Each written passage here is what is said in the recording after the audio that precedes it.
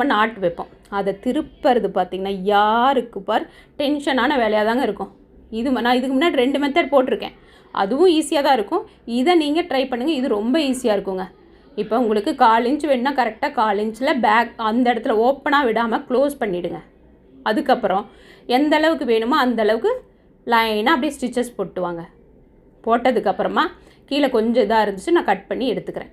இப்போ எக்ஸ்ட்ராவாக நீங்கள் விட்டு திருப்பினீங்கன்னா கொஞ்சம் கஷ்டமாக இருக்கும். அதனால் இப்போ எனக்கு பாருங்கள் ரொம்ப அதிகமாகவே இருக்குது துணி. நான் 1/4 இன்ச்சுக்கு துணியை மட்டும் விட்டுட்டு மீதியெல்லாம் கட் பண்ணிட்டேன். அந்த முனைப்பகுதியை கொஞ்சம் ஷார்ப்பாக கட் பண்ணிவிட்டு அங்கங்கே அர்க்காத் பண்ணிக்கங்க. அப்போ உங்களுக்கு பெண்ட் ஆகும்போது ஈஸியாக பெண்ட் ஆகி வருங்க. இப்போ மேலே பார்த்திங்கன்னா அந்த முனையிலையும் கொஞ்சம் கட் பண்ணிக்கங்க. இந்த முனையில் திருப்பும்போது கொஞ்சம் கஷ்டமாக இருக்கும் ஃபஸ்ட் டைம். அதுக்கு இப்போ ஹேர்பின் என்னது வந்து பார்த்திங்கன்னா சின்னது, அதனால் எனக்கு கொஞ்சம் கஷ்டமாக இருந்ததுங்க. துணி லென்த்தாக இருந்ததுனால.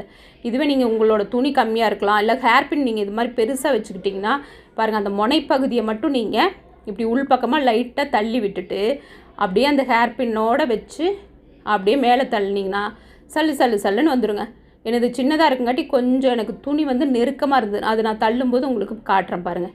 அந்த முனைப்பகுதியை மட்டும் லைட்டாக கொஞ்சம் பொறுமையாக நீங்கள் உள்ளே தள்ளி விட்டுட்டு அந்த முனைப்பகுதியிலே அப்படியே வச்சுக்கிட்டு இப்போ பாருங்கள் அந்த துணி நான் தள்ளுறேன் பாருங்கள் எவ்வளோ ஈஸியாக அப்படியே அந்த இடத்துல நின்றுக்குது.